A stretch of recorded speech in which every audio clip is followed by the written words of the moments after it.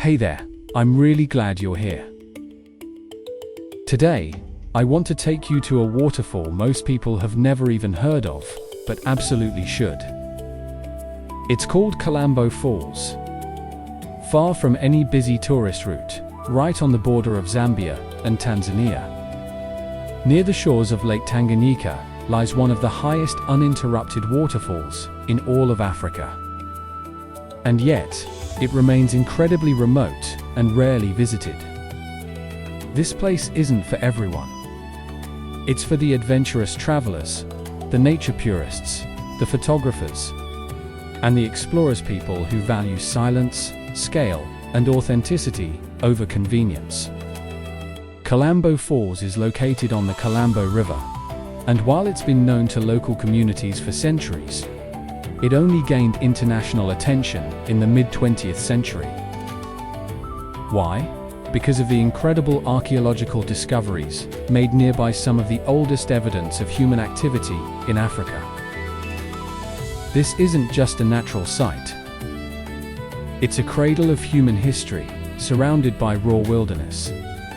The best time to visit is during the late rainy season, from around March to May, when the water flow is at its absolute peak, but access is still manageable. So, why would you make the difficult journey to get here? For one simple reason: sheer vertical power. Kalambo Falls plunges over 230 meters.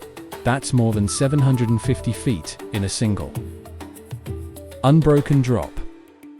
No tiers, no steps, just a curtain of water falling straight down into a deep, misty gorge. What makes it truly unique, though, is how isolated it feels.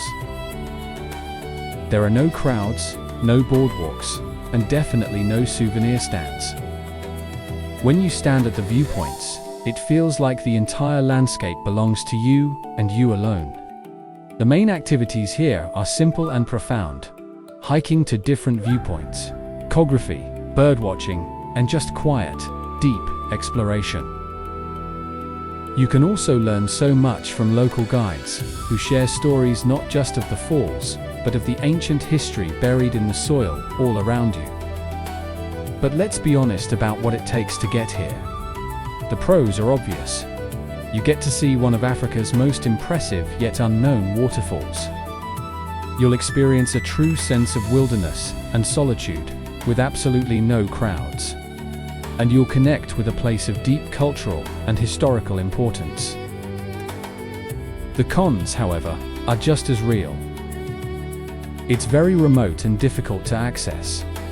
There's limited infrastructure or signage, so you really need local knowledge or a guide. This is not a trip for a casual or luxury traveler. It's a genuine expedition.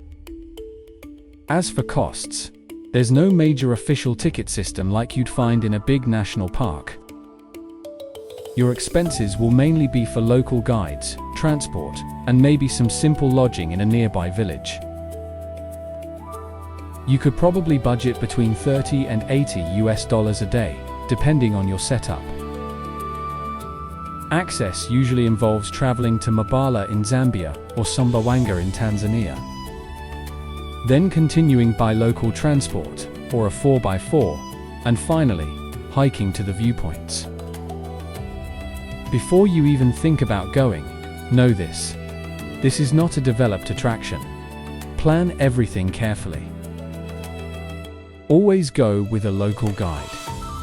They know the land and the safe paths. Be extremely careful near cliff edges, as there are no barriers.